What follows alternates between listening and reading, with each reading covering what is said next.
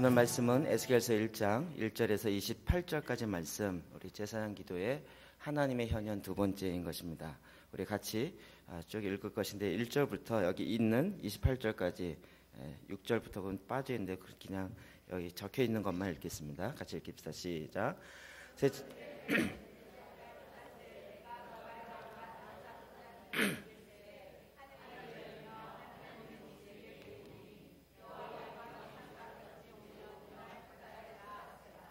갈대아 땅 그발 강가에서 여호와의 말씀이 부시의 아들 제사장 나 에스겔에게 특별히 임하고 내가 보니 북쪽에서부터 북풍과 큰 구름이 오는데 그 속에 불이 번쩍번쩍하여 빛이 그 사방에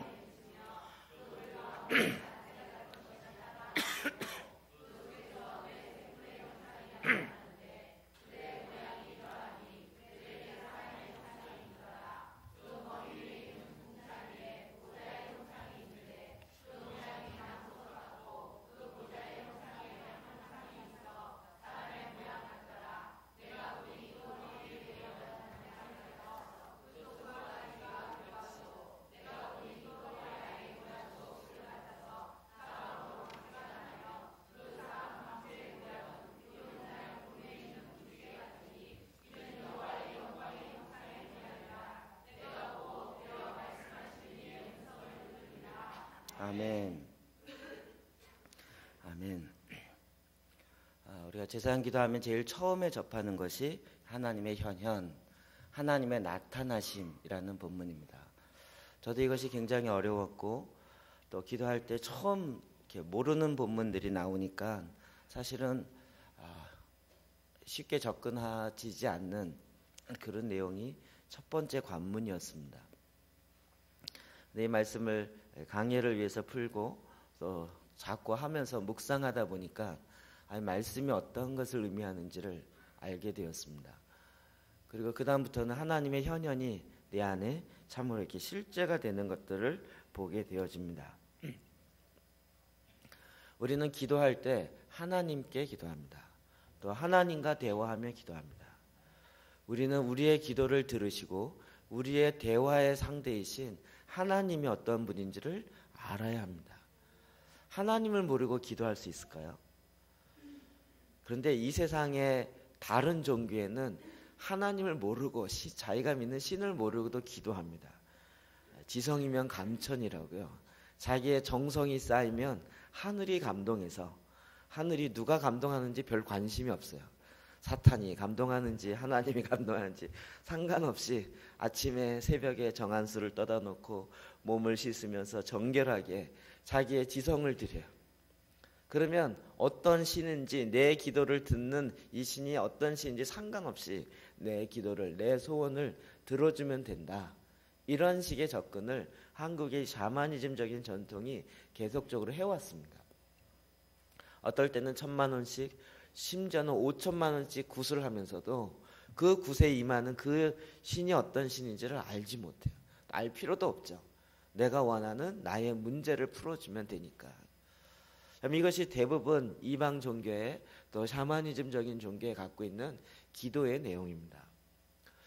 이것이 기독교 안에도 들어오다 보니까 우리가 기도할 때 하나님이 어떠한 분인지 별로 잘 그리지 않고 잘 모르면서도 그냥 기도해요. 그러다 보니 우리의 기도도 별 차이가 없게 되었다는 것입니다.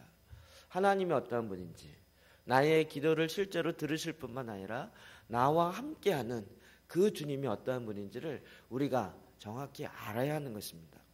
근데 어떻게 알 수 있을까요? 그럼 이것이 정말 이렇게 뭐 책을 보아서 안다, 국어책을 봐서 안다 이러면 쉬울 것 같지만 그러나 하나님을 본다는 것이 이렇게 쉬운 것이 아닙니다. 근데 너무나도 감사한 것은 성경에 하나님의 현현, 하나님의 나타나심을 실제로 맞닥뜨려서 경험한, 본 그와 같은 믿음의 선조들이, 선배들이 있습니다.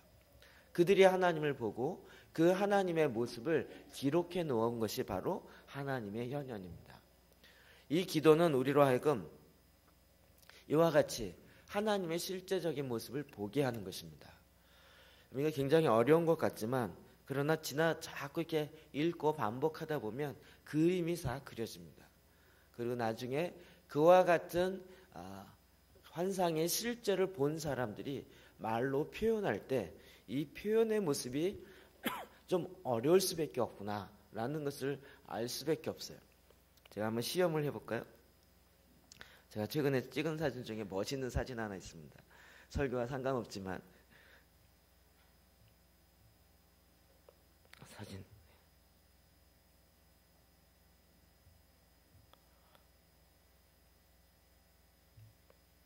네. 보이십니까? 이 사진을 여러분 말로 표현해 보십시오. 말로. 이제 나는 봤잖아요. 여러분 말로 표현해요. 네. 먼저 주변 환경을 이야기하겠죠. 약간 어두컴컴하고 그런 것에 빛이 한쪽에서부터 쫙 나오는데 노란 황보석 같은 빛이 쫙 퍼지기 시작하더니 그것이 아래서부터 위에까지 그리고 그 사람의 뒤에 후광처럼 쫙 퍼져가더라. 여러분은 봤으니까 그림이 그려지죠. 이 그림을 못 본 사람은 이 말만 갖고 들으면 이게 그려지지가 어려워요. 마치 이와 같다고요. 하나님의 실제 모습, 하나님이 계신 보좌와 그곳에 앉아 계신 분과 그 주위에 있는 모습을 실제로 본 사람이 이걸 말로 표현한 거예요. 그때 동영상이 있거나 스마트폰이 그 사람들이 있었으면 자극 찍어가지고 이렇게 보여줬으면 더 이렇게 쉬웠을 텐데. 그러나 이 환상이 그럴 것들이 아니죠. 여기 보면 구름 같은 것들이 이제 옆에 쫙 이렇게 오죠. 이건 진짜 구름이 아니고 스모그 기계를 이렇게 해갖고 낸 것입니다. 그 앞에 많은 사람들이 기도하고 있고 그 기도의 소리가 열정적으로 나오는 것 같아요. 지난번 원생 집회 때 있었던 그런 모습입니다. 무슨 말인지 이해되시죠? 하나님의 보좌에 계신 그 천상의 모습을 보고 온 사람들이 실제로 기록했다는 말씀입니다.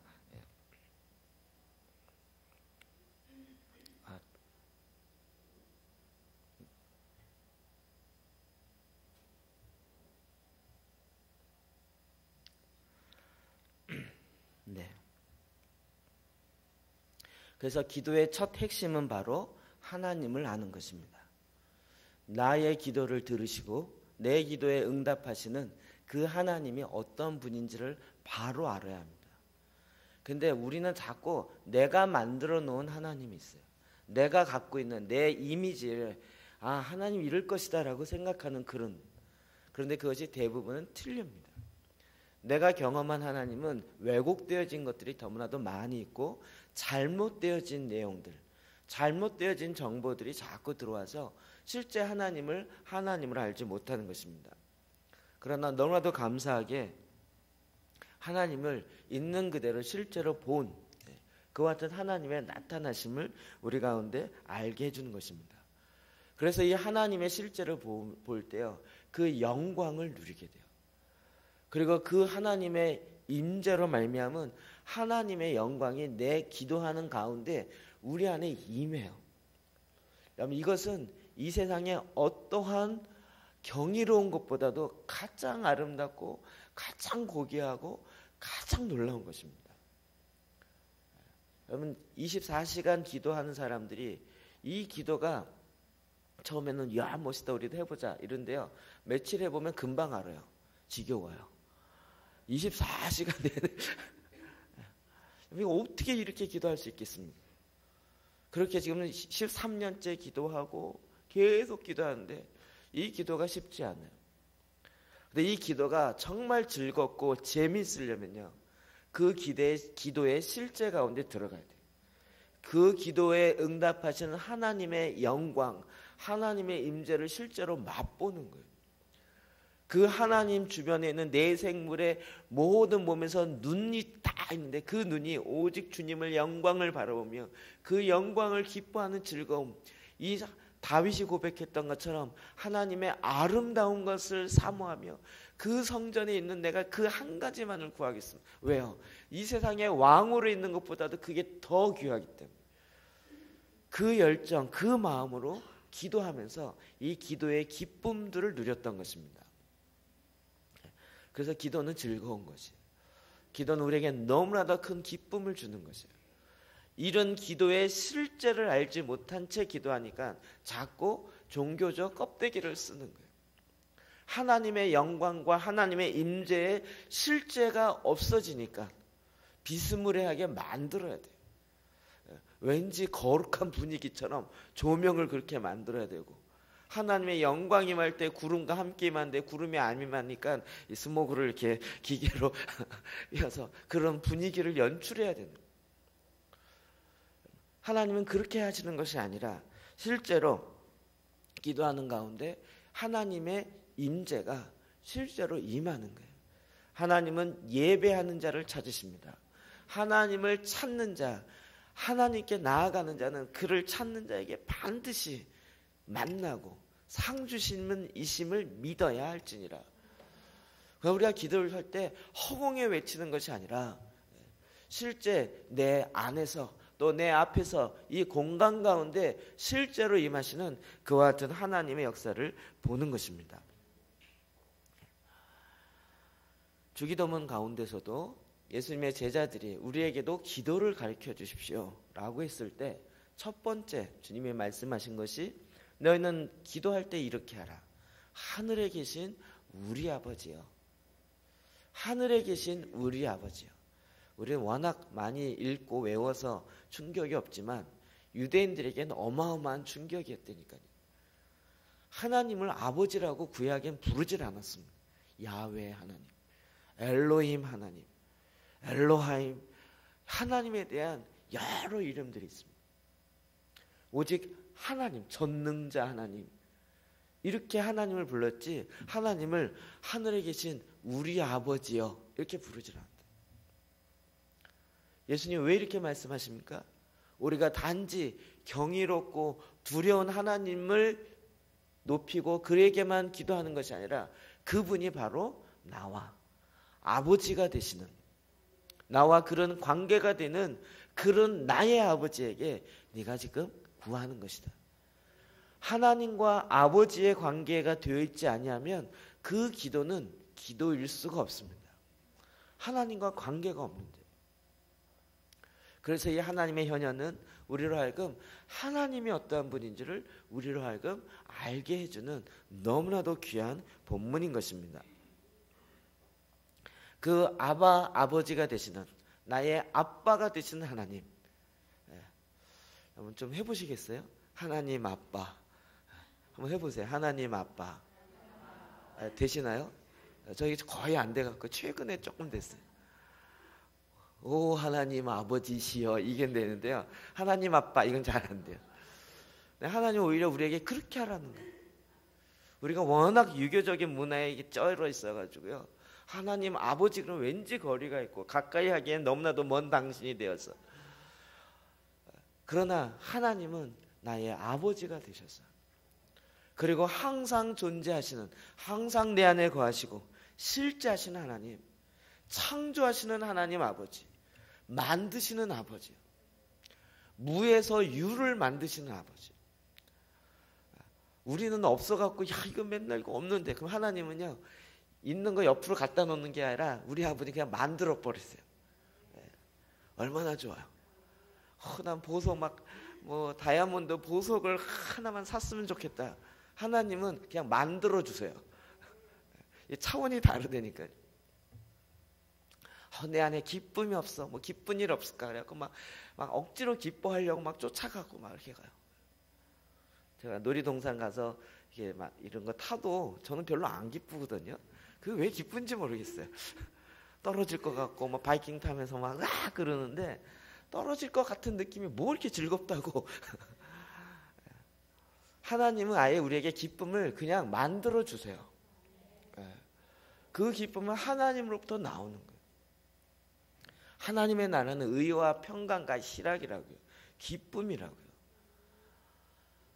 나의 아버지는 바로 이와 같은 분이세요. 우리 하나님 그러면 막 하얀 수염에다가 하얀 도복 같은 거 이렇게 쫙 있고 산신령처럼 나타나가지고 아무 얘기 안 하고 그냥 한마디 툭 하는 이런 식의 그림만, 이게 산신령이지 하나님입니까? 하나님은 실제 가운데 우리에게 나타나세요. 그리고 말씀하세요. 그럼 이것이 성경에 기록된 것이 우리에게 얼마나 큰 기쁨인지 모르겠습니다. 그래서 그 하나님 아버지께서 우리에게 이제 이 땅 가운데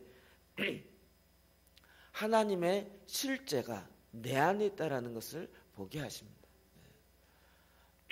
가브리엘 천사가 성경에 3번 나타납니다.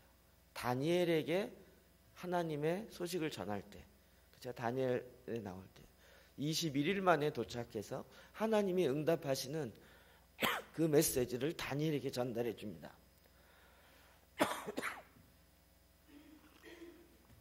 두 번째로는 마리아에게 네가 아들을 낳으리니 그 이름을 예수라 하라. 수태고지 네가 아들을 잉태할 것에 대해서 소식을 전하면서, 세 번째로는 여러분 다니엘 이후로 600년 만에 나타나신 거예요. 그 다음에 마리아 이후 6개월 만에 엘리사벳 이후의 마리아죠. 네, 그렇죠. 엘리사벳에게 나타나서 세례 요한을 낳을 것을 말했어요. 3번. 하나님의 전령 천사장이라고 하는 가브리엘 천사가 성경에 3번밖에 안 나타난다고. 그러면 우리는 물어봐야죠. 나머지 시간은 뭐 하고 있을까요? 천사장으로 준비하고 있는데 나머지 시간은 뭐 하고 있을까요? 얼마나 지겹겠어요. 하나님 명령하신 게 성경에 3번밖에 없었어요. 창세 전부터 지구가 창세되기 전부터 하나님이 만들어 놓았는데 성경에는 3번밖에 없어요. 나머지는 뭐 했겠냐. 그러나 하나님의 이 현현을 바로 알면요, 문제가 금방 풀려요. 그 주의 내 생물이 하나님의 보좌에 나오는 그 영광에 사로잡혀요. 그 내 생물에는 모든 눈들이 다 하나님의 영광 앞에 감동해요. 그 하나님의 영광을 바라볼 때마다 거룩하다, 또 거룩하다. 그러니까 여러분 심심하지가 않다니까요. 그 거룩함에 600년 만에 한 번 일했는데 심심해, 이게 아니고요. 하나님의 그 보좌 앞에서 하나님의 거룩함과 하나님의 그 영광 앞에 너무 놀라워요. 지난번에 알렌우드 목사님 이 부분 설명하면서요, 막 너무 리얼하게 다가오는데 얼마나 묵상을 많이 했으면 그게 될까 생각이 들더라고요. 하나님의 본체로부터 나온 빛과 같은 그 거룩함과 그 영광이 막 비치는데 막 도저히 감당할 수가 없어요. 그 영광이 막 내 안에 임하니까 그냥 쓰러져요. 쓰러져갖고 막 2만 년 동안 누워있어. 임재 가운데 그냥 막 1000년 동안 누워있는 거예요. 그러다가 간신히 힘을 얻어갖고 다시 이제 일어나갖고 좀 에너지가 다시 생기는 거예요. 생기는데 또 눈이 다시 하나님을 향해요. 하나님을 향하자마자 또 하나님의 거룩함의 영광이 다시 팍 임해요. 다시 이제 너무 거룩함의 임재 강해서 이제 또 3만 년만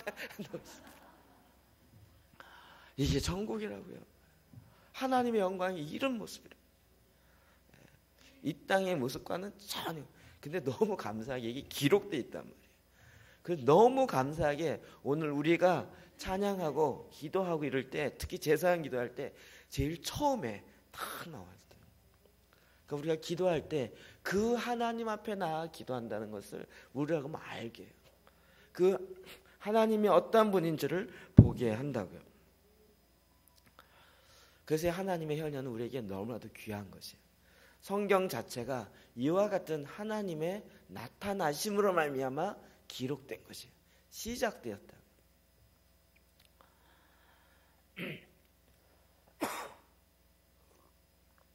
여러분 이 말 오해할까 봐 좀 설명드리는데요.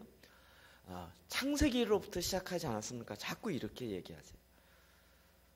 창세기로부터 성경은 시작되지 않습니다. 예, 처음 피면 창세기부터 나와요. 근데 성경의 말씀이 기록된 것은 언제예요? 모세오경이 딱 기록된 거. 창세기가 창조하면서 기록됐을까요? 예, 그때 문자면 천지가 만들어지는 순간에 무슨 책이 있겠어요? 창세기가 언제 기록됐어요? 예, 모세오경에 이스라엘 백성이 출애굽하고 그 다음에 그 광야에서 하나님과 언약 맺고 그러면서 모세가 이스라엘 백성을 다 모아놓고 그러면서 말씀을 전하기 시작했는데 그것이 모세오경인 거예요. 그러니까 언제 기록됐어요? 예, 모세가 이스라엘 백성에게 말하기 시작한 거예요. 근데 모세가 그 전에 뭐가 있었어요? 시내산에서 하나님을 만난다. 하나님을 경험한다. 그러니까 모세의 관점에서 뭐가 문제예요? 하나님을 만나는 게 문제예요. 하나님을, 물론 사건은 그 전부터 있었죠. 모세는 어렸을 때부터 그의 유모로 들어온 그의 친엄마가 그를 돌보고 40년 동안 그러면서 너는 물 가운데 건진 자이지만 이스라엘 백성을 구원할 자다. 하나님이 이렇게 언약했다 얘기를 자꾸 했겠죠. 그 말을 굉장히 많이 들었을 거예요. 한 가지 놓쳤어요. 이스라엘 백성을 구원할 건데 네 힘으로 할 게 아니고 하나님의 힘으로 할 건데 모세가 그걸 잠깐 착각한 것 같아요. 자기의 힘으로 구원하려고 했다고 사람 죽이고 광야에 도망가는 거예요. 하나님의 그리고 나서 시내산에서 다시 호렙산 하나님을 경외하는 그 산에서 다시 하나님을 실제로 만나요. 자기가 귀로만 듣던 아브라함의 하나님, 이삭의 하나님, 야곱의 하나님, 그 하나님의 실제를 만나요. 그 하나님의 모습을 보는 거예요. 그래서 난 죽어도 못해요 라고 했던 이 모세가 이제 정말 주님 앞에서 그 하나님의 명령 앞에서 순종하여 나아가게 되는 것입니다. 이것이 하나님의 현현이에요. 그중에 우리가 첫 번째 에스겔에게 나타난 하나님의 현현을 보려고 하는 것입니다. 그럼 이것을 기록함에 있어서 에스겔은 정확한 정황을 이야기하고 있다고요. 우리 1절, 2절, 3절 봅시다. 시작. 30째 해 넷째 달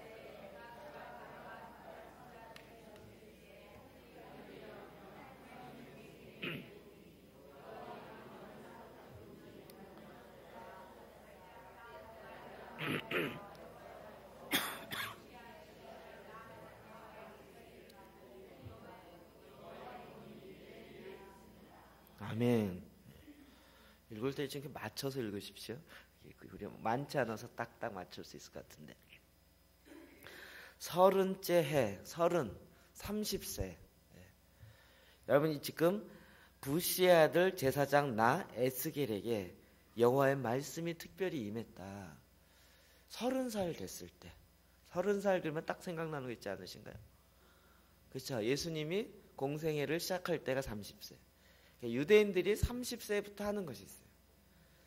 30세부터 드디어 제사장으로서 첫 공식적인 직무를 할 수 있는 나이가 30세예요. 12살부터 훈련을 받는데 그때부터 시작하여 건 18년 동안을 계속 훈련을 받아요. 그러다가 30세가 되었을 때 드디어 제사장으로 하나님의 성전에서 제사장으로서의 직분을 감당할 수 있도록 이제 첫 실무에 들어가는 게 30세. 근데 이 30살이 되는 그 해 얼마나 제사장으로서 기대가 되는 날이겠습니까? 그런데 넷째 달 초 닷새 이게 또 어려워요. 넷째 달 초 닷새 며칠이죠? 어렵지 않아요. 4월 5일. 첫번 초 닷새니까 4월 5일. 우리나라 4월 5일이 뭐죠? 이해되시죠? 그런 날이라는 거예요. 정확한 날이에요. 정확하게 기록하고 있어요. 내가 그발 강가에 사로잡힌 자 중에 있을 때 지금 에스겔 제사장 에스겔이 자기의 형편을 이야기해요. 그발 강가에 사로잡힌 자로 있었다고요. 역사적 배경에 이스라엘 백성이 하나님 앞에 범죄함으로 이스라엘은 아스리아에 있어요. 그 다음에 남유다는 바벨론에 의해서 멸망하게 돼요. 그리고 노예로 잡혀가요. 하나님 앞에서 범죄함으로 말미암아 바벨론에 의해서 포로로 잡혀가요. 그 잡혀가는 그 순간에 제사장이었지만 에스겔도 함께 잡혀가 있어요. 노예로 잡혀간다. 오늘날 무슨 기차 타고 데려갔겠습니까? 그냥 둘둘 묶어서 끌고 질질 끌고 갔겠죠. 그발 강가에, 바벨론에 있는 그 큰 강가에 머물러 있다는 것이에요. 그렇게 비참하게 노예로 끌려가고 있는 이 순간에 지금 하나님의 말씀이, 하나님의 모습이 내게 보였다고요. 참 특이하게 하나님의 모습이 보였어요. 오히려 제사장에서 다윗 시대, 솔로몬 시대, 하나님의 막 이렇게 쓰면 역시 이랬을 텐데, 그게 아니고 노예로 질질 끌려가면서 노예 신분으로 그 물가 근처에서 제대로 정말 먹지도 못하고 끌려가고 있는 사람, 이미 그렇게 끌려간 지 고증에 의하면 5년이나 됐어요. 노예로 살고 있는 그런 상황 속에서 하나님의 모습이 제사장 에스겔에게 나타났다. 갈대아 땅 그발 강가에서 여호와의 말씀이 부시 아들 제사장 에스겔에게 특별히 임하고 여호와의 권능이 내 위에 임하느니라. 이것을 시편 기자가 기록되었던 말씀이 있습니다. 그것이 시편 137편 1절부터 4절입니다. 또 읽어봅시다. 시작. 우리가 바벨론의 여러 강변 거기에 앉아서 시온을 기억하며 울었도다. 이는 우리를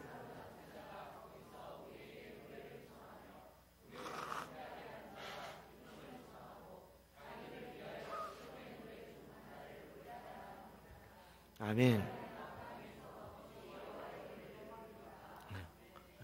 이런 상황이라고요.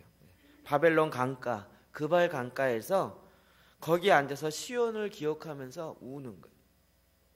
그 예루살렘 성전, 다윗 성과 솔로몬 성전과 하나님의 임재가 있었던 그 성전. 근데 이제는 그 성전 완전히 회파되고 다 빼앗기고, 그리고 이제 노예 신분으로 와서 그 강가에서 그때를 생각하면서 울고 있어요. 근데 이는 우리를 사로잡은 자가, 우리를 사로잡아온 바벨론의 그 포악한 족속들이 거기서 우리에게 노래를 청해요.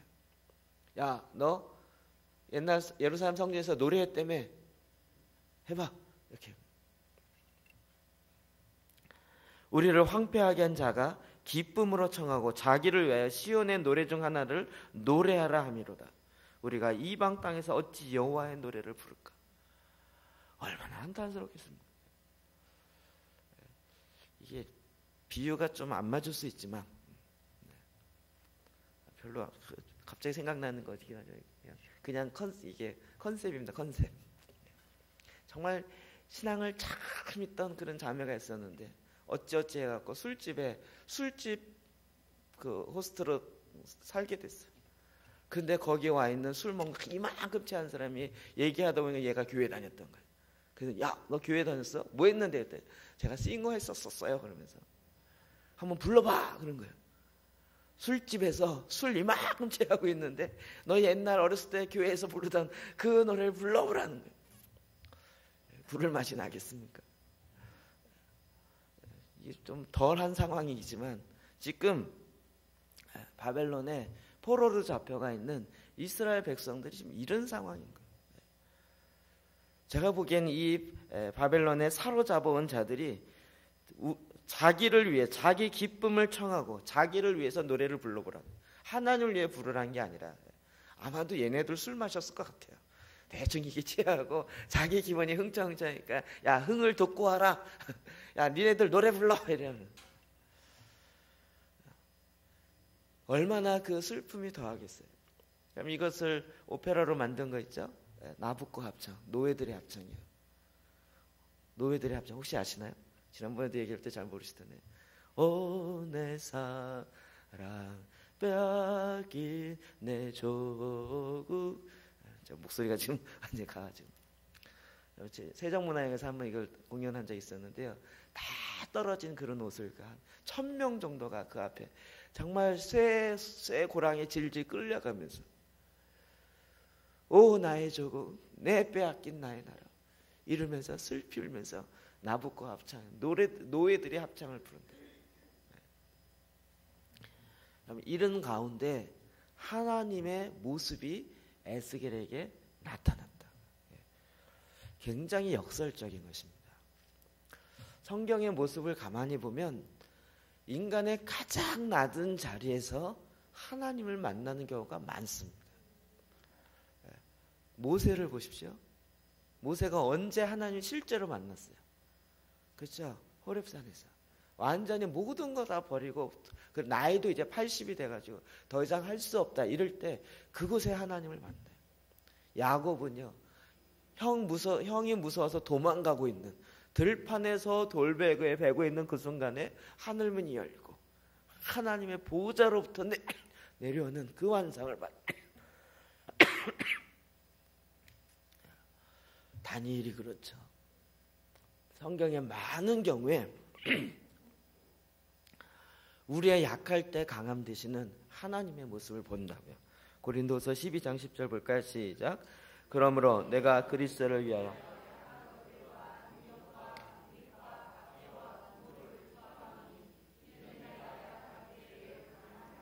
아멘. 바울이 이 원리를 깨닫습니다. 그래서 오히려 내가 약할 때 강함 된다. 내 육신이 약할 때 내가 정말 하나님 앞에서 아무것도 내놓을 것이 없을 때 그럴 때 하나님은 오히려 더 하나님을 나타내길 기뻐하세요. 이 굉장히 성경적 원리의 중요한 부분입니다. 여러분은 우리 자꾸 그런 얘기를 해요. 주님 내가 주님께 드릴 게 없습니다. 드릴 게 없을 때 자기 자신을 드리죠. 하나님 원하는 건 우리가 드리는 헌금을 원하고 우리가 하나님께 헌신한다는 조금의 헌신 이것 자체로 뭔가 하려 그 정도가 아니잖아요. 하나님 우리 자신을 원하세요. 근데 대부분은 자기 자신은 안 드리고요. 그냥 내 찔끔 나는 못하니까 나는 워낙 바빠서 안 되니까 이것 좀 하세요. 하나님은 그것으로 만족하지 않으신다. 하나님은 99%로 만족이 안 된다.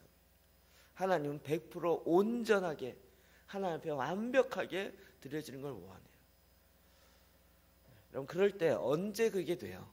사람이 정말 이게 완악해서요. 내가 좀 할 수 있다 그러면 꼭 지혜할 수 있는 걸로 하려고 그래요. 내 약할 때 강함 되시는 그래서 하나님의 영광이 드러나는 것을 잘 몰라요.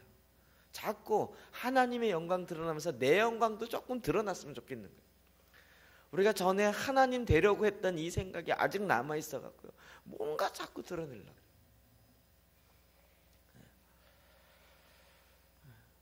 제가 어제 어느 목사님과 이야기를 나누면서 이 사람들이 아직도 그럴 수 있구나 생각이 들었어요.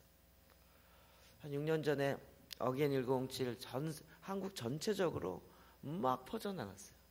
근데 그 운동을 했던 사람들이 대부분 무명의 사람들이에요. 주로 이제 청년 사역했던, 그러니까 한국 교계에서 이름도 알 수 없는 부목사들이나 아니면 그냥 조그만 선교단체 간사들이나 이런 사람들이 했어요. 그런데 기가 막히게 5,000명이 모이고 2만 명이 모였어요. 우와, 2만 명 모인 앞에서 기도 인도하고요. 그 앞에서 막 찬양해 보세요. 우와, 맨날 10명 앞에서 이렇게 하다가 2만 명 앞에서 그러면 막 소리가 막 와.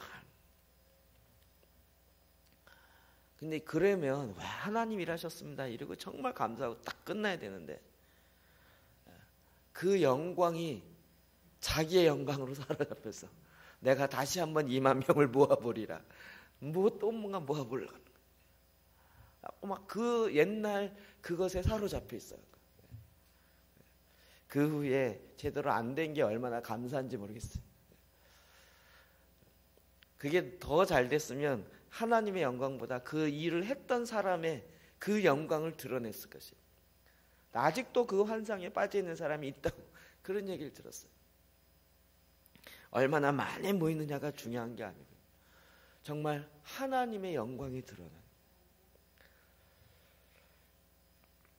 여러분 지금도 잘 생각하십시오. 내가 아는 게 없어서, 가진 게 없어서, 할 수 있는 게 없어서. 이게 정말 아니라니까요. 알고 있는 것 때문에 주님의 일을 못하고요. 뭔가 한다라고 하기 때문에 주님의 능력을 나타내지 못하고요. 내가 뭔가 안다라고 하는 것 때문에 주님의 전능하심, 전지하심이 드러나지지 않는 경우가 너무 많다. 오히려 노예로 끌려가서 정말 할 수 있는 것도 없고, 오히려 그 바벨론에 그들을 기뻐하기 위해서 여호와를 예배했던 그 찬양을 불러야 하는 이 슬픈 현실 앞에서 하나님은 에스겔에게 임하셨다고요.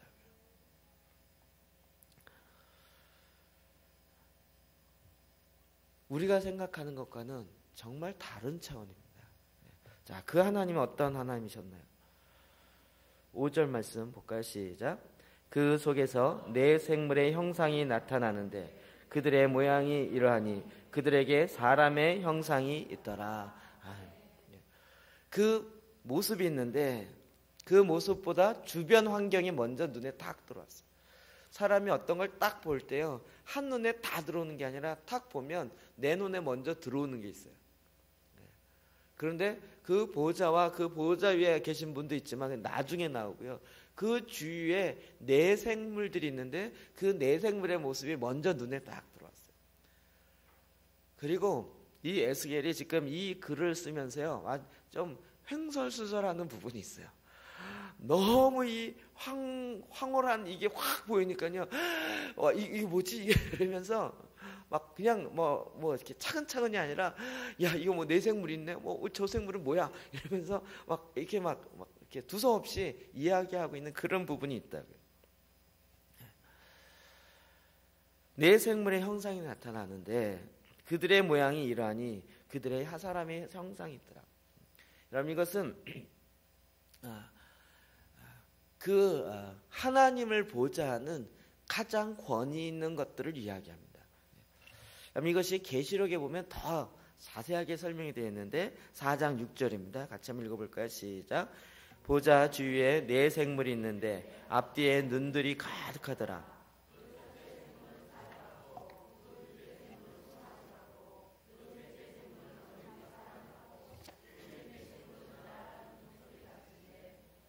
아멘. 이 네 생물의 모양이에요. 사실은 하나님을 찬양하는 천사예요. 특히 그룹, 그 다음에 스랍. 천사의 세 종류가 있습니다. 천사와 그룹, 스랍. 이제 그룹 천사들. 하나님 보좌 앞에서 찬양, 하나님을 높이는 네 생물의 형상을 갖고 있어요. 생물은 아니에요. 그냥 하나님 주위에 하나님을 보호자의 그 옆에서 하나님을 수정들며 하나님을 높이는 그와 같은 하나님의 천사, 그룹 천사란 거예요. 근데 그 모습이 생물의 모습과 같다고요. 근데 그것이 나타나는 게요, 계시록에 나타나는 것과 에스겔에 나타나는 것이 같아요. 그러니까 계시록에 나타나는 사도 요한이 밤모섬에서 하늘문이 열려서 하늘을 보고 그곳에 이리로 올라가라 그래서 올라가서 천상을 보고 쓴 것과 에스겔에게 보여준 것과 같아요. 왜 같을까요? 똑같은 거 봤으니까요. 다른 하늘을 본 게 아니라 똑같은 하늘을 똑같이 본 거예요. 같을 수밖에 없죠. 근데 그 생물이 있는데 그 생물이 첫째는 사자, 그 다음에 송아지 같고, 그 다음에 사람 얼굴 같고 독수리 같다는 거예요. 에스겔에도 그렇게 이야기하고 있습니다. 첫 번째로는 사자요.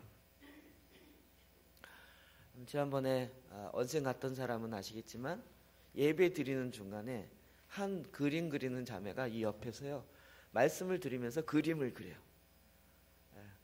그 그림이 처음부터 끝까지 계속 있어요. 저는 처음에 제일 앞에 앉았는데 그 앞에 이 조명을 하얀 캠퍼스 이렇게 그림 그리는 그 있잖아요. 그게 조명을 딱 이 앞에 막고 있는 거예요. 저걸 왜 막고 있어? 저 빨리 치우지 이러고 있었는데 나중에 보니까 그 하얀 캠퍼스 위에 이제 그림을 그리기 시작하는 거예요. 그림을 그려요. 근데 아주 막 포포스가 막 쏟아지는 그림을 그려요. 근데 그 자매가 그린 그림들을 전시해 놓고 이렇게 판매도 하고 이런 부스가 있었어요. 그 중에 한 그림은요, 사자의 그림이에요. 사자의 그림. 사자가 막 정말 이렇게 불구스름한 산 위에 하늘에 이렇게 사자의 모습으로 딱 이렇게 하고 있는 거예요. 나니아 연대기에 나오는 그 사자의 모습이에요. 어떤 건지 아시겠죠? 사자가 아니에요. 하나님을 찬양하고 하나님을 경배하고 하나님의 수종드는 그룹 천사예요. 근데 사자의 모양을 하고 있다. 이해되시죠? 이 사자가 상징하는 의미가 있잖아요. 사무엘하 1장 23절 봅시다. 시작. 사울과 요나단이 생전에 사랑스럽고 아름다운 자녀이라 죽을 때도 서로 떠나지 아니하였도다. 그들은 독수리보다 빠르고 사자보다 강하였도다. 아멘. 모든 동물 중에 왕이라고 얘기하는 그 사자요. 그 가장 강한 자가 하나님을 수종드는. 왜? 하나님은 가장 강한 자 중에 강한 자이시다. 그 모습으로 하나님을 찬양. 이게 굉장히 역설적이에요. 지금 이스라엘 백성들은 노예로 끌려가요. 그럼 이 노예로 끌려가는 것은 하나님이 약해서 끌려가는 게 아니라 그들이 범죄함으로. 자기가 정말 그 모든 동물들의 왕이라고 하는 그 사자도, 사자의 스랍 그 형상을 갖고 있는 그 그룹 천사도 경배하는 그 하나님을 버리고 자기가 눈에 보이는 우상을 쫓아가다가 결국은 주님의 언약의 말씀대로 저주 가운데로 들어가요. 이방에 흩어지고. 근데 환상 가운데 딱 하나님의 보좌에 보이는데요. 하나님의 그 보좌 주위에는 네 생물의 사자가 보여요. 아, 하나님이 이런 분이셨는데. 두 번째로는요, 독수리예요. 아까 위에도 있는 것처럼 그들은 독수리보다 빠르고. 독수리 하면 생각나는 나라 있죠. 미국이요. 미국의 독수리요. 독수리가 큰 거는요, 이렇게 날개를 쫙 펴면 이게 2m, 2m에서 4m가 된답니다. 독수리는 날개짓 별로 안 해요. 보셨죠? 그냥 하늘에 떠 있어요. 이렇게 쭉 떠 있어요. 바람을 타고 쫙 떠요. 그리고 뭐 먹이가 있다 그러면 거의 수직 하강해요. 딱 날개를 접어갖고 그냥 수직 하강에다가 딱 가까우면 날개를 그냥 쫙 펼치면 거기서 싹 멈추면서 탁 채갖고 올라가요. 독수리의 멋있는 부분이죠. 독수리는 독수리를 날게 하는 것은 태양을 보게 하는 거예요. 태양. 해 뜨는 태양. 해 뜨는 그 태양을 딱 독수리를 잡고 하면요, 그 눈이 태양을 향하면서 막 본능이 일어나면서요. 그래서 독수리의 여호와를 앙망하는 자는 지치지 아니에요. 독수리의 날개침처럼 태양을 향해 올라간 거죠. 독수리가 수직 상승하면서 쫙 올라간다. 얼마나 빠른지요. 근데 그 독수리와 같은 형상, 그것은 가장 중요한 이미지예요. 하나님 말씀하시면 즉각적으로 이루어지고 가장 빠른 그런 독수리보다 그런 것들이 다 주님 여호와 하나님을 경배하면서 그렇게 높이고 있다. 우리가 보기엔 지금 굉장히 더디오고 왜 이렇게 이야기하는? 그러나 아니에요. 우리가 생각하는 것과 하나님의 생각은 다른 것이에요. 세 번째로는요, 소의 형상에 나오는 그룹 천사를 이야기해요. 그럼 잠언 14장 4절 하반절인데 볼까요? 시작. 소의 힘으로 얻는 것이 많으니라. 소를 통해서 우리가 밭을 길구기도 하고요. 소는 힘을 상징해요. 그래서 이 소의 가장 힘이 세고 그런 소들도 경배하는 그런 하나님이에요. 또 인간의 형상이 있더라. 인간은 하나님의 형상으로 지음받은 이 땅에 하나님의 피조물로 이 땅을 대리인으로 이 땅을 다스리는 자들인 것입니다. 시편 8편 6절 봅시다. 시작.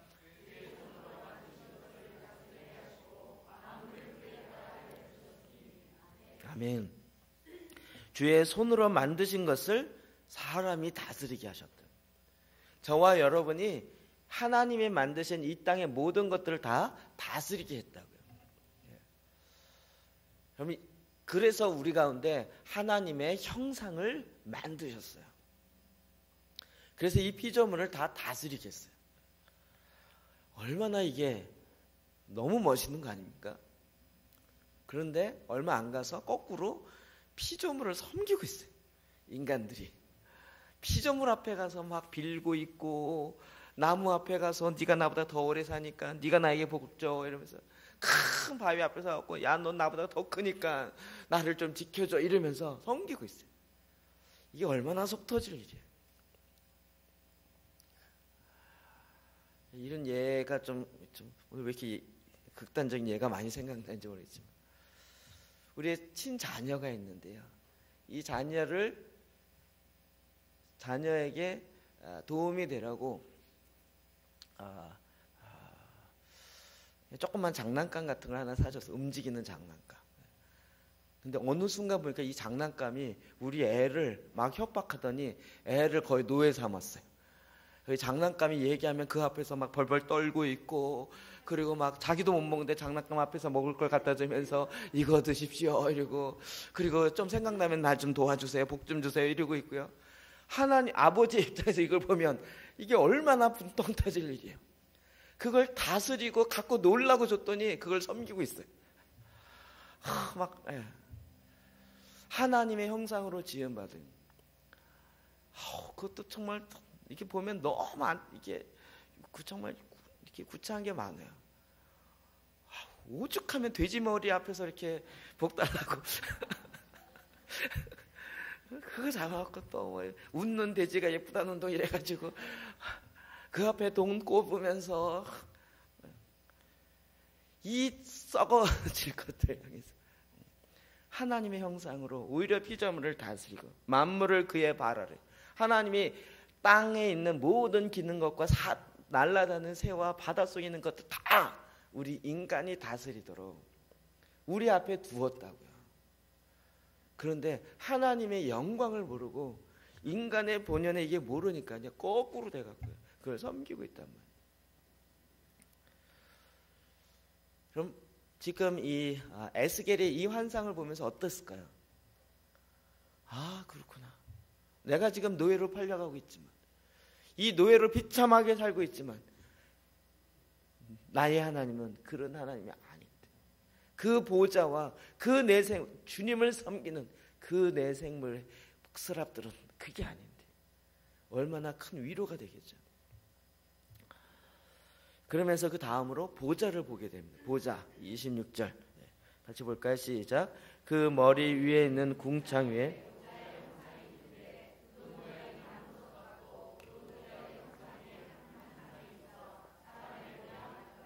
아멘.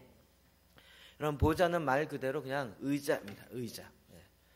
그 의자에 앉아서 다스리는 것을 이야기합니다.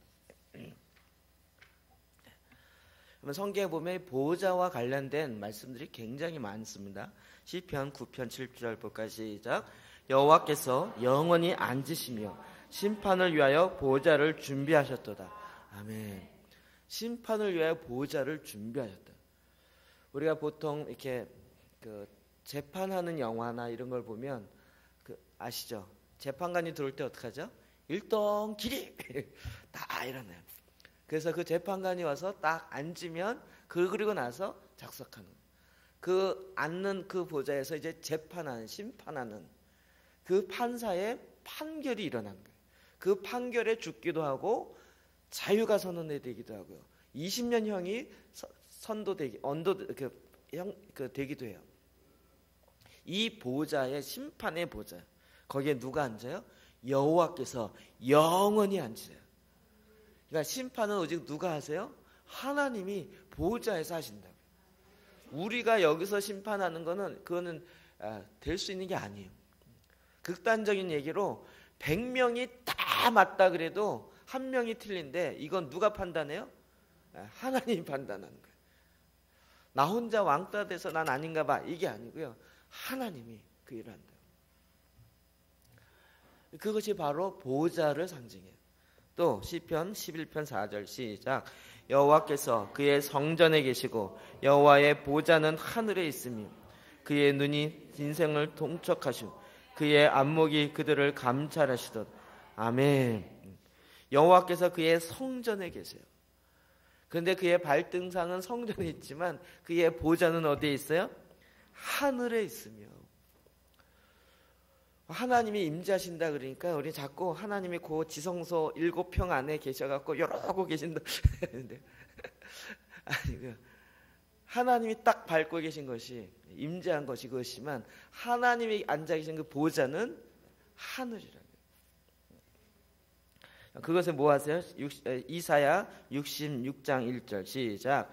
여호와께서 이같이 말씀하시되 하늘은 나의 보좌요 땅은 나의 발판이니. 아멘. 땅은 하나님의 발판이, 하늘이 여기선 스카이가 아니고 헤븐이에요. 하나님이 실제로 계시는 그곳에 주님의 보좌로 주님이 그곳에 앉아 계세요. 그곳에 만왕의 왕, 당연하죠.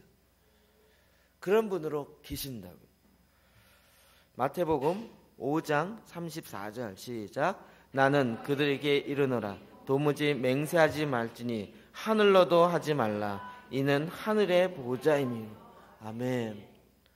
우리 보통 맹세할 때 야 내 정말 뭐라 하죠? 송에 장을 짓는다 이러죠.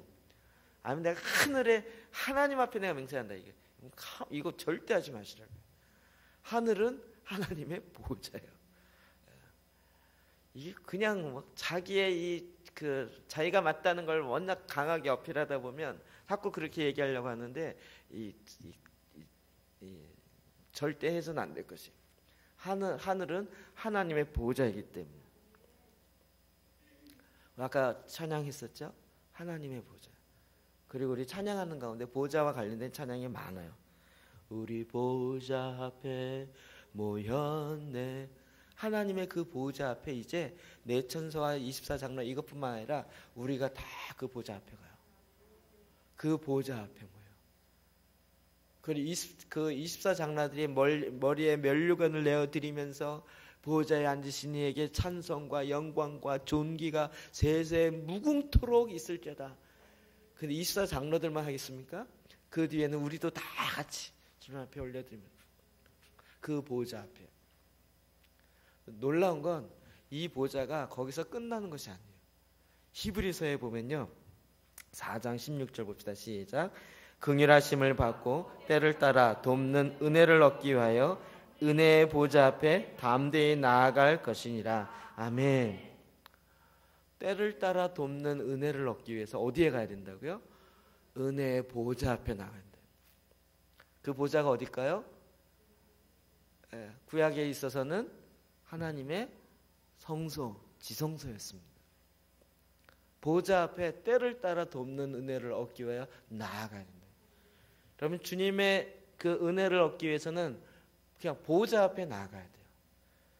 그래서 구약에 있는 성막과 그 하나님의 지성소 안에 들어가는 절차가 오늘 우리가 하나님의 은혜 앞에 나아가는 절차랑 같은 거예요. 이게 모형이라고요. 나갈 때 그냥 나갈 수 있어요? 그냥 나가면 죽음입니다. 제사장이 어떻게 나가요? 어린 양의 피를 의지해서 나갑니다. 우리는 어떻게 해요? 예수 그리스도의 피를 의지하여 나갑니다. 내 공로가 아니라 예수의 피를 의지해서. 그리고 나를 정결하게 하고 거룩하게 하고 나아간다. 그 보좌 앞에 나아갈 때 그 보좌로부터 하나님의 은혜를 경험한다. 오늘 이 은혜도요 얼마나 이기적이고 개인주의적이고 자기중심적인 은혜인지. 여러분 그런 은혜가 아니라 하나님이 실제로 우리 안에 그 보좌로부터 말씀하시는 하나님의 입으로부터 나오는 그 은혜, 하나님이 그것을 우리에게 주신다고요. 그 놀라운 역사들 우리에게 행하신다고요. 그것을 얻으려면 어떻게 해요? 하나님의 보좌 앞에 가까이 가야 됩니다. 가까이 가려면 내 힘으로 되는 것이 아니라 내가 거룩해야 되는 거예요. 보좌 앞에 나갈 수 있는 키는 거룩함이에요. 그래서 하나님께서 내가 거룩하니 너희도 거룩할지니라. 그것은 거룩한 무슨 목소리나 거룩한 의복을 이야기하는 게 아니고요. 예수 그리스도의 피를 의지하여 너희의 그 죄악들이 예수 그리스도의 피로 정결함을 얻고, 그리고 이제는 예수의 의의 옷을 입어서 그 하나님의 임재 가운데 나아간다. 여러분 자꾸 목사님 들어갔다 오시고 우리에게 알려주세요, 이러지 마시라고요. 신약에는 여러분 모두가 다 같이 들어가게 하셨다. 그 보호자 앞에 우리가 나아가는, 저는 그 보호자 앞에 지금은 이쪽에 천천만만의 수많은 천사 있는데요, 제가 상상을 해봐요. 우리가 나아가면 어떻게 될까요? 요단강 갈라디아에서 천사가 길을 쫙 내줄 거예요. 이렇게. 이야, 이상한 사람들 왔다. 하나님을 찬양하고 하나님을 예배하는 이런 자들이 왔다. 길을 내거라. 그러면 길이 쫙 갈라져. 그 앞에 우리가 쓱 들어가. 그런데 의복을 안 입은 사람은 못 들어갑니다. 의의 옷을 입지 않은 사람은 못 들어간다. 거룩한 옷을 입지 않은 자도 못 들어가. 그런데 하나님이요, 흰 옷을 입은 거룩한 청년들을 일으키신다. 청년만 일어난다는 게 아니라 하나님의 백성들이 그렇게 일어나서 그 보호자 앞에 나온다. 날마다 우리가 이 보호자 앞에 나아가는, 기도할 때마다 우리는 기도할 때 하나님 뭐 좀 나 좀 위에서 나한테 내려주세요, 이게 아니고요, 우리가 그 아버지 앞에 나아가는 거예요. 보호자 앞에 나아가는 거예요. 에스겔의 환상 가운데 있는 것처럼요. 그 보호자 앞에 나아갈 땐 두렵고 떨림으로 제사장들이 까딱하면 죽어요. 끝이라고요. 그래서 그 앞에 거룩 흠없이 온전하게 하나님의 그 임재 가운데 나아간다. 이게 기도의 핵심이라고요. 전에 잠깐 이야기했지만 유대인들이 기도할 때는요, 기도하기 전에 준비가 길어요. 왜냐하면 그 준비의 과정 속에서 기도가 하나님을 만나는 것이기 때문에 기도하기 전에 자기를 정결케 하는 자기네 예식에 따라서 해요. 오늘날 우리는 굉장히 간단하지만 먼저 옷을 다 갈죠. 우리 지난주에 마트툴로 왔을 때 그게 기도 슈트거든요. 기도에 쓰는 거예요. 그것만 쓰는 게 아니라 손에 매죠. 그 다음에 그 경문이라는 거 이마에 해서 이렇게 묶죠. 그 다음에 그 기도쇼를 이렇게 또 입죠. 몸매를 다 갖추고요.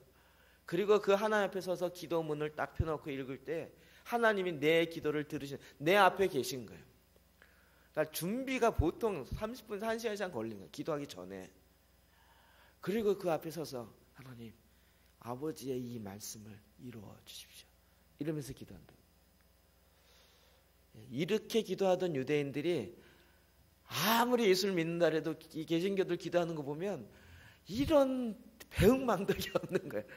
그냥 뛰고 가고 한 10분 기도하다 아이 기도 안 되네, 확 일어나 가버리고 이거 맨날 기도한다고 졸고 있을 수가 없는데, 기도하기 전에 이 준비가요. 왜요? 하나님의 보호자 앞에 나가는 거예요. 하나님의 임재 가운데 나가는 거예요. 게다가 어린 양을 잡아요. 구약에는 그 피를 뿌려요. 자기 귀에 바르고요. 그 다음에 그 구원의 뿔에 또 바르고요. 그러면서 들어가요. 저는 차라리 구약이 나을 것 같아. 오늘은 예수의 피로 우리가 그런 절차 없이도 피를 의지하여 하나님께 보좌에 나아가지만, 그런데도 보좌에 나아가지 아니하고 성전의 뜰만 밟고 간단 말이에요. 주님은 들어오라, 들어오라, 지성소로 들어오라, 내 임재 가운데로 나오라, 내가 너에게 말하리라. 나의 말이 너의 생명이고 내가 너에게 이런 말이 영이요 생명이라. 남의 이야기 듣는 것이 아니라 세상의 말 듣는 것이 아니라 내 말을 직접 들어라. 내가 너에게 말하노라. 그런데 우리는 좀 바빠요. 주님, 내가 스케줄이 좀 많거든요. 내가 할 일이 많아요. 내가 바쁜지 모르시나 보죠? 그럼 주님이 어쩔 수 없어요. 안 바쁘게 만들 수밖에 없어요. 사업이 망하게 한다든지 힘든 일이 있게 한다든지. 그래서 그냥 주님, 나 여기 아무것도 없이 왔습니다, 이렇게 제가 농담삼아 이야기하는 거지만, 그러나 하나님의 그 얼굴의 실제는 이 세상의 그 무엇보다도 가장 귀한 것이 하나님의 그 보호자가 보이는 거예요. 에스겔이 그 보좌의 모습을 보면서 정말 얼마나 통곡을 했겠습니까? 하나님의 보좌가 이렇게 아름답고 이렇게 놀라운데 그 하나님의 영광을 썩어질 것과 바꿔버렸어요. 정말 내 몸에 약간의 즐거움 주는, 약간의 그 쾌락 주는 그것과 하나님의 영원한 기쁨이 되어지는 것을 바꿔버렸어요. 이 얼마나, 그 바꾼 결과로 내게 좋은 것이 아니라 나는 이제 그 노예가 되어서 끌려다니고 있어요. 질질 그 죄의 노예가 되어서 끌려다니고 있어요. 그리고 그 영광도 모른 채 오히려 비참한 그런 현실 가운데 있어요. 하나님이 안타까운 거예요. 그래서 이 영광의 모습을 보여주는 거예요. 여러분들, 이 하나님의 은혜의 보좌 앞에 나아가기를 주의 이름으로 축원합니다. 이 하나님의 현현은 우리에게 이런 걸 보여준다고. 그러면서 이제 그 보좌 위에 앉아 계신 그분을 보는 거예요. 26절부터 28절 시작. 그 머리 위에 있는 궁창 위에 보호자의 형상이 있는데 그 모양이 남보석 같고 그 보좌에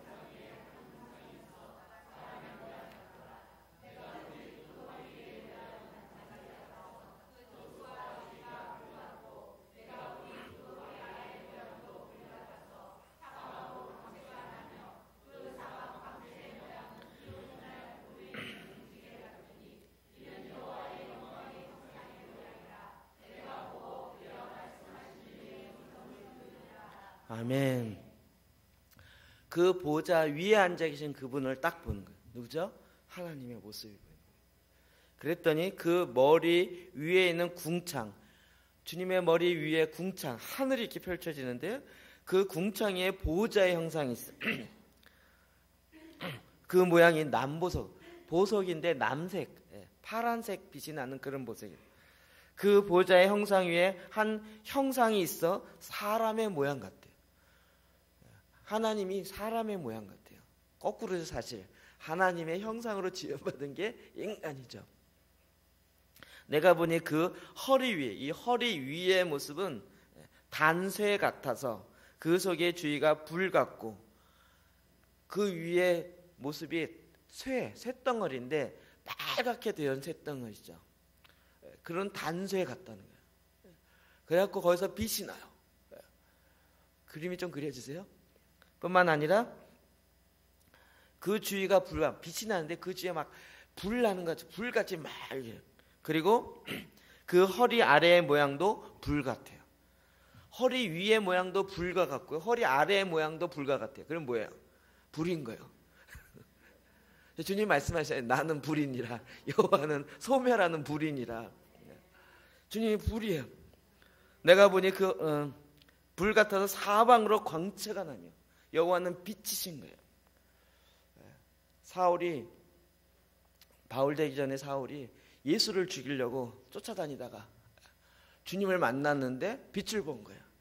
주님은 그냥 나타냈는데 이 어두운 가운데는 그냥 빛이 임한 거예요.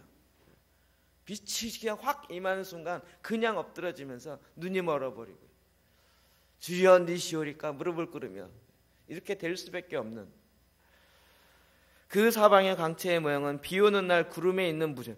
거기에 막 광채가 쫙 나기 시작하는데 거기 아까 그 영상 사진 기억나시죠? 막 하는데 막 거기 뭐라고요? 무지개 같이 빛이 쫙 나요. 너무 멋있죠. 이는 여호와의 영광의 형상의 모양이라. 여호와의 영광의 모양. 이게 막 그려져요.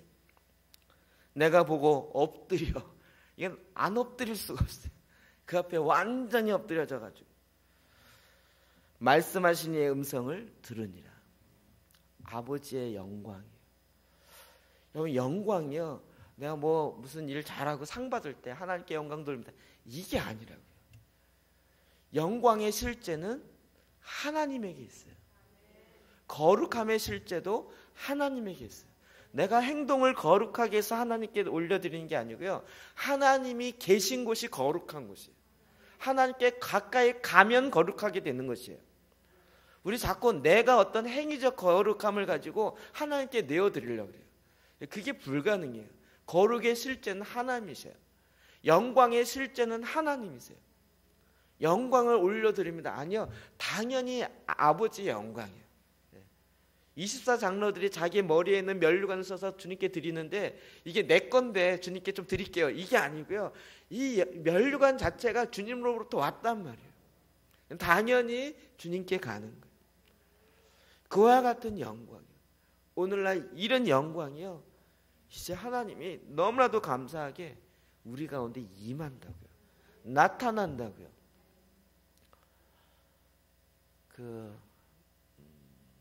이름이 생각나는데 어느 여자 사역자인데 그분이 쓴 책이요, 영광, 계시적 영광, 부흥의 영광 시리즈로, 영광의 시리즈 쫙, 영광에 대한 하나님의 영광이 임해요.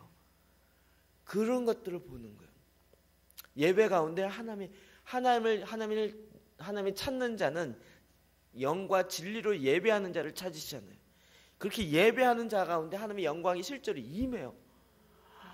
그 영광이 임하니까 그 영광이 우리에게 미쳐지는 거예요.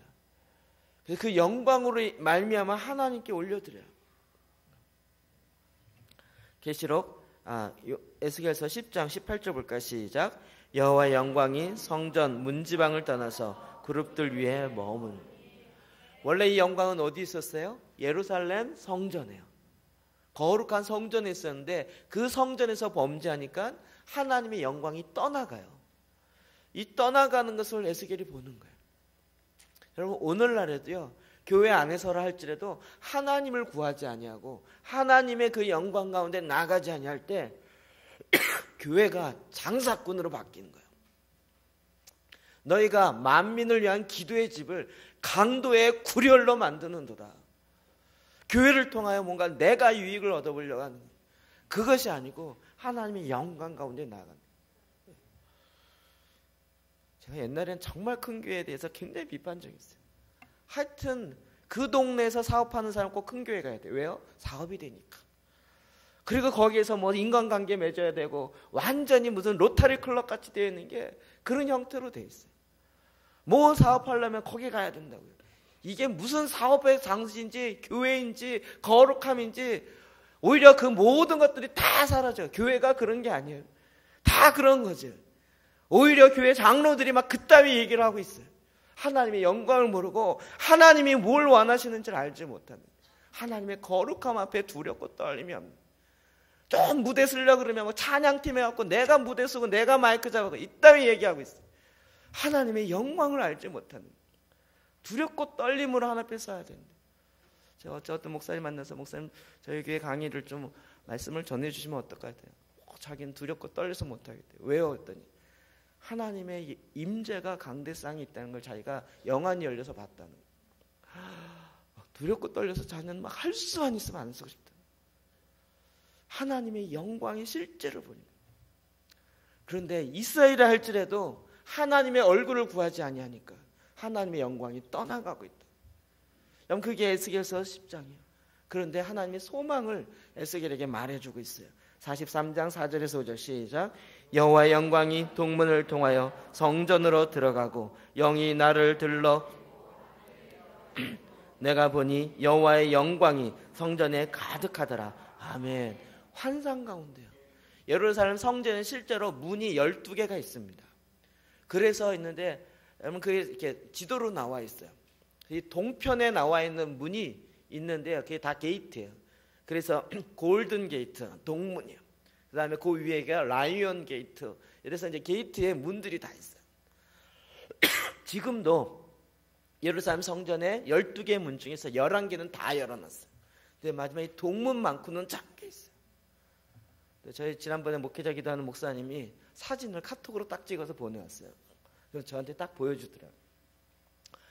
그러면서 이 동편에 잠겨있는 이 문을 누가 열까요? 목사님 어떻게 생각하세요? 딱 묻더라고요. 누가 열겠습니까? 제 순간 머릿속에 싹 지나갔어요. 이분이 날 테스트하네 이런 생각도 들었지만 제가 딱 답하면 뭐라고 대답했을 것 같습니까?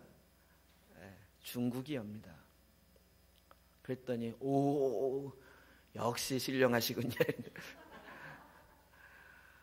저는 믿음의 고백하는데 그분이 딱 거기 잠겨있는 자물쇠를 딱 보여주는 거예요. 찍어왔대요. 근데 메이드 인 차이나 이렇게 돼 있어요.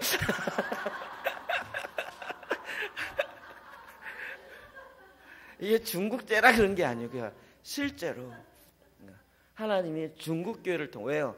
중국 교회에 준 하나님의 사명이 있는데 그것은 백투 예루살렘이에요. 한국이나 일본이 아니고요. 중국 교회에 주신 하나님의 사명이에요. 여러분, 그것을 할 수 있도록 도와주는 게 한국과 일본이 같이 협력해서 이게 가게 되어 있다고요. 그래서 하나님이 지금 그 일을 행하신다고요.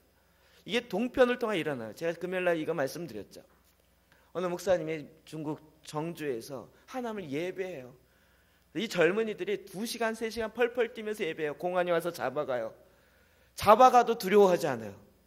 잡아가서 취재할 때 당신 너 왜 그러냐면 나는 예수 그리스도를 믿습니다. 이 말하면 그 공안이 두렵고 떨려갖고요. 막 진동이 와요. 그래도 당신 너를 왜 이렇게 하지 말라는데 하냐 그러면 나는 예수를 믿기 때문에 완전히 쓰러져요. 공안이. 하나님의 임재가 느껴지고요. 하나님의 영광이 그에게 들어가요. 이제 지금 이 시대가 왔단 말이에요. 일본에도 그런 일들이 일어난단 말이에요. 한국에도 그렇게 하나님을 예배하는 그런 젊은이들이 일어나기 시작한다고요. 하나님을 예배하는 세대가 일어난다고요. 그래서 이 하나님의 영광이 동쪽으로부터 온다고요. 예루살렘의 동쪽이 이 중국과 한국과 일본이란 말이에요. 저는 이 말씀이 문자적으로 이루어지는 게 보여지고 들려지니까 너무나도 놀라운 거예요. 영광이 중국에, 영광이 한국에, 일본에, 이걸 보면서 이스라엘에 있는 유대인들이 시기하기 시작한 거예요. 저 영광, 예루살렘 성전에 있던 건데 왜 이방인 가운데 있냔 말이에요. 그들이 그 영광을 보면서 쟤네들은 뭐길래 도대체 하나님의 영광이 쟤네 가운데 임하는가 보니까 예수가 메시아라는 걸 알기 시작하면서 이스라엘 유대인들이 바뀌기 시작해요.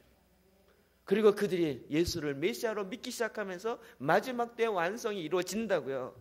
그런데 그 같은 실제가 소식이 들려지고 눈에 보여지는 거예요. 이게 영광인 거예요. 하나님의 영광.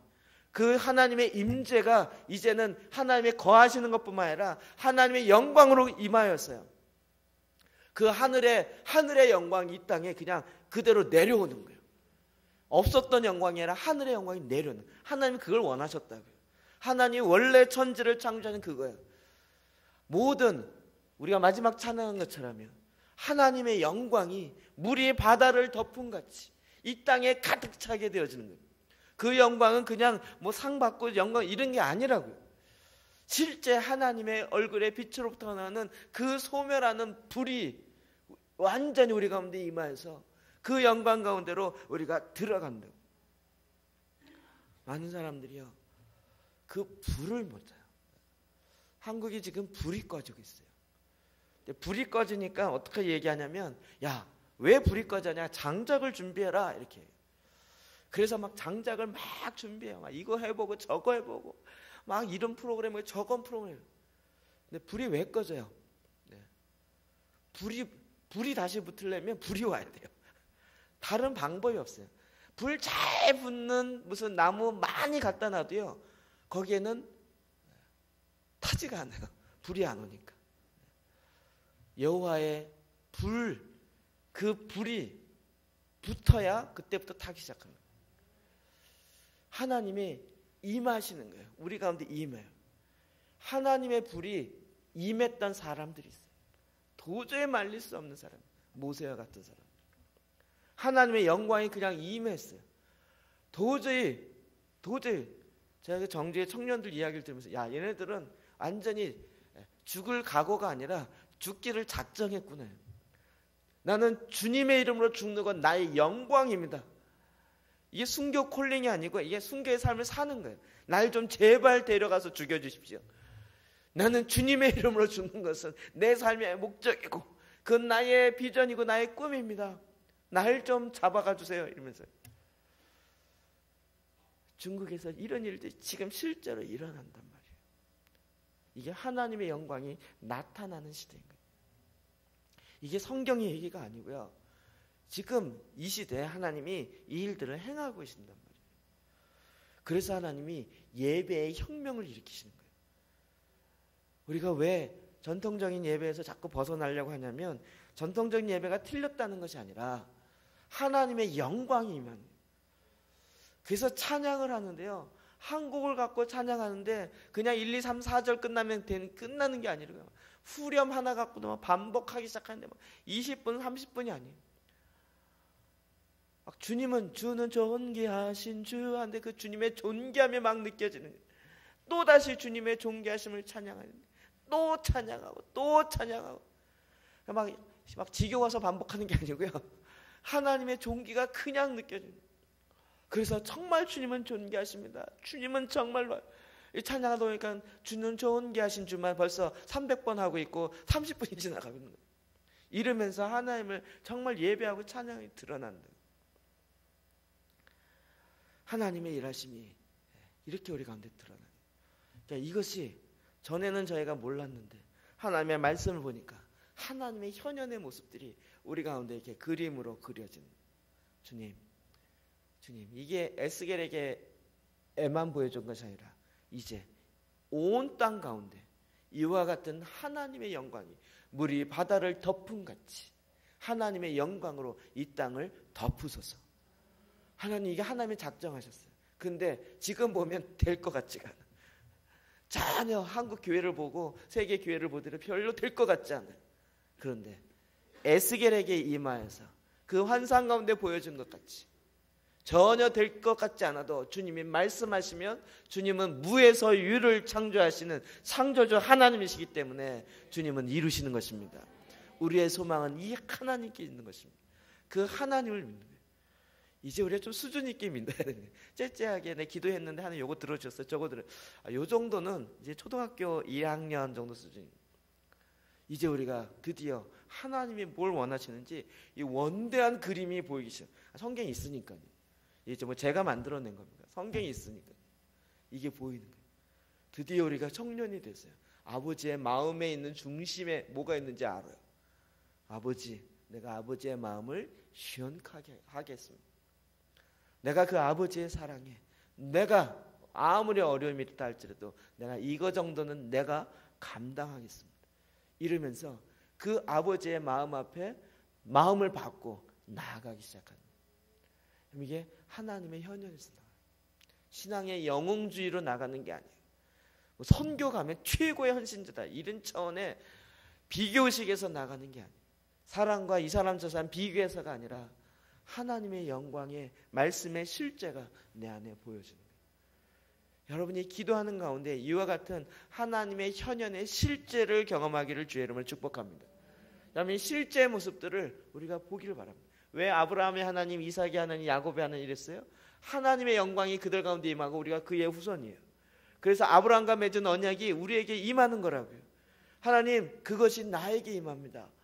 나도 믿음으로 취합니다. 이러면서 우리가 지난주에 했던 것처럼 그 언약의 내용이 나에게까지 미치는 그 언약의 말씀 우리가 잡고 하나님, 이것이 이제 이 우리 시대에 하나님의 역사를 완성하십시오 라고 기도하기 시작하는 거라고. 그래서 이 하나님의 현현은 우리에게 너무나도 복된 주님의 말씀이고 기도인 것입니다. 여러분, 이제 이 말씀을 잡고 일어나십시오.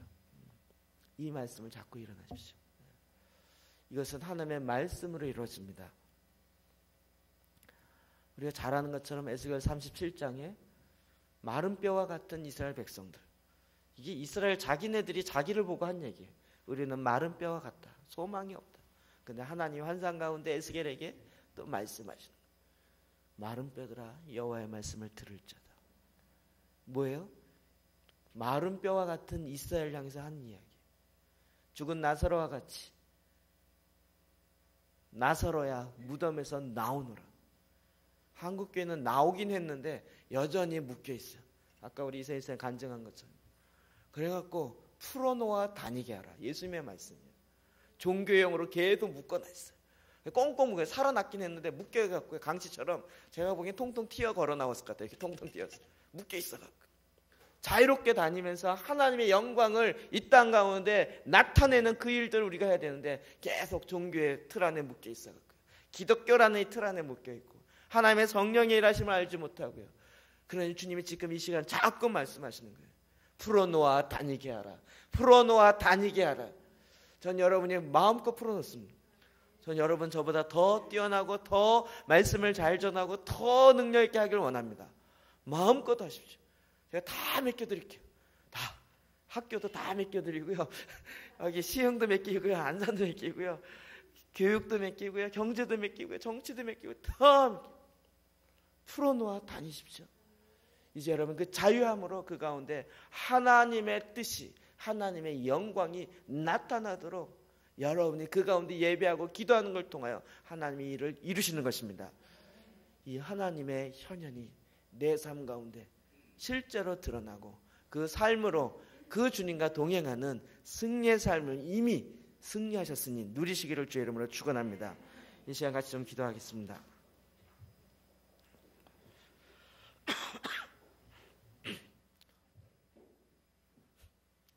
대개 나라와 권세와 영광은 아버지께 영원히 있습니다. 그 영광은 이 세상의 성공에 있는 것이 아닙니다. 내가 생각하는 돈만이 있으면 뭔가 잘 되면에 있지 않습니다. 그 영광은 아버지께 영원히 있습니다.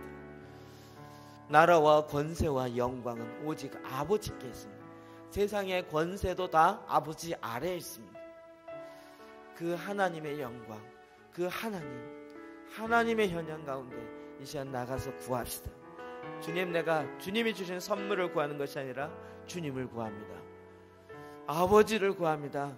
그 아버지가 계시는 보호자 앞에 나아갑니다. 예수 그리스도의 피를 의지하여 담대히 나아갑니다.